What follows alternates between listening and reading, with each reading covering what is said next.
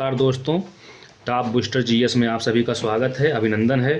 जैसा कि आप सभी लोग जानते हैं कि आरओ और पीसीएस के एनालिसिस से यह हमारा तीसरा वीडियो होगा और जिसे पार्ट 3 के अंतर्गत हम लोग शामिल करेंगे।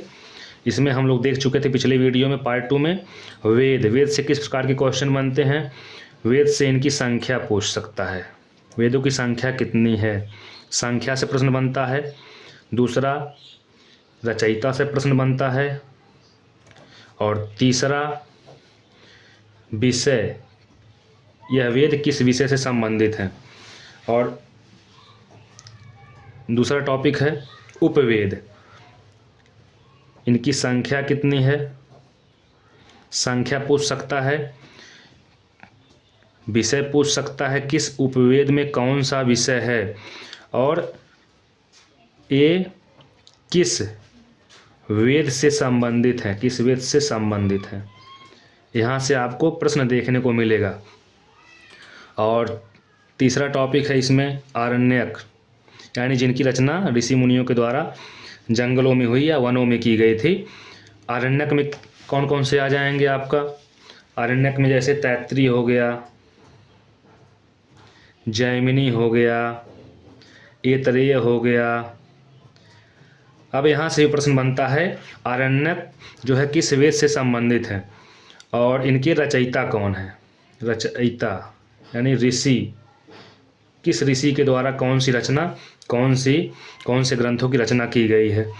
उसके बाद आता है सबसे लास्ट में उपनिषद, वेदांत, जिन्हें हम वेदों का सर्वोच्च शिखर मानते हैं। जिन्हें या तो हम उपनिषद कहते हैं या तो वेदांत के नाम से जानते हैं, यानी वेदों का अंत, वेदों का सर्वोच्च शिखर। कभी कभी प्रश्न यहाँ से बनता है वेदों के अंतिम भाग को क्या कहते हैं या वेदों के सर्वोच्च शिखर को क्या कहते हैं। उपनिषद, वेदांत ऑप्शन में रहेगा, या तो उपनिषद रहेगा या तो वेदांत रहेगा। तो हमारा उत्तर क्या हो जाएगा, उपनिषद या वेदांत। यहाँ से पूछते हैं इनकी संख्या, इनकी संख्या से प्रश्न बन सकता है और किस वेद से संबंधित है, किस वेद से संबंधित है, यहाँ से प्रश्न बन सकता है। और अगला टॉपिक है दर्शन, इनकी संख्या, कितने दर्शन हैं और दर्शन से संबंधित विषय क्या है, कौन सा दर्शन किस विषय से संबंधित है। और अगला है महाकाव्य, किस महाकाव्य में क्या क्या है। महाकाव्य कितने हैं, दो, मुख्यतः दो हैं, रामायण और महाभारत। इसमें यहाँ से प्रश्न बन सकता है, अभी तक तो बना नहीं, यहाँ से प्रश्न बनने का ज़्यादा चांस है क्योंकि आयोग अब ज़्यादा फैक्चुअल डाटा को आधार बना के क्वेश्चन पूछ रहा है। इसमें सर्गों की संख्या कितनी है, कितने। उसके बाद यहाँ से प्रश्न आता है कि किसने रचना की, इसके रचयिता कौन है। फिर सेम वही टॉपिक रहेगा महाभारत से, श्लोकों की संख्या कितनी है, श्लोकों की संख्या, पुराना नाम क्या है इसका, और इसके रचयिता कौन है। यहाँ से 2 से 3 तरह का प्रश्न पूछता है, 2 से 3 तरह का प्रश्न बनता है। फिर अगला टॉपिक है पुराणों की संख्या कितनी है, 18। यहाँ से वनडे एग्जाम में एसएससी हो गया, यूपी पुलिस हो गया और जो भी एग्ज़ाम होते हैं, रेलवे का हो गया, एनटीपीसी का हो गया, तो यहाँ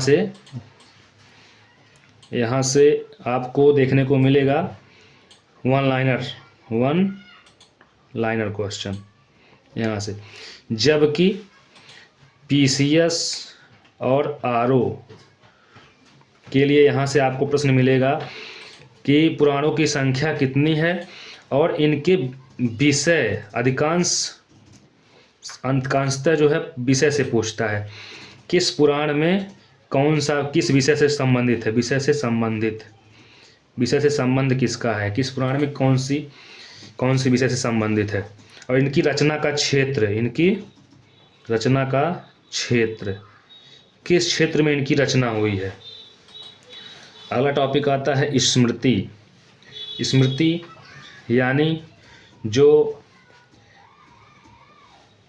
जो याद करने की क्षमता के आधार पर लिखा गया। इसमें कौन कौन सी है? मनुस्मृति जिसमें नियम है, नियम विधि, सामाजिक नियम,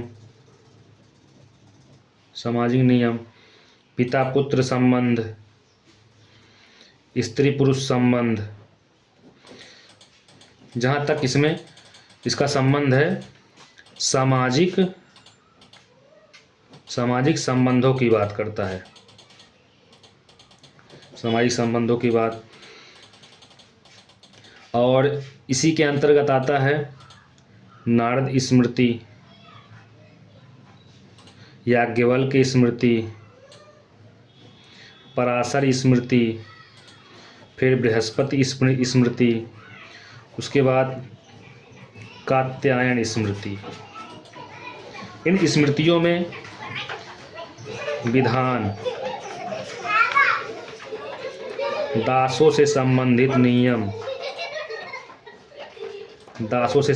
नियम है। और इस वीडियो के अंतर्गत आपने देखा इन टॉपिक को, जहाँ से प्रश्न आते हैं, इन टॉपिक को पढ़ना बहुत ही ज़रूरी है, बेहद ज़रूरी है, क्योंकि यहाँ से प्रश्न तो बनते ही हैं। आप किसी भी एग्ज़ाम को देख लीजिए, यहाँ से प्रश्न बना है, एक या दो प्रश्न तो यहाँ से आना तय है, क्योंकि ये हमारे इतिहास के स्रोत हैं। अगर यहाँ से, क्योंकि यहाँ तो लाजमी हो जाता है, यहाँ से प्रश्न बनेगा, तो इस वजह से इस टॉपिक को देखना बहुत ज़रूरी हो जाता है।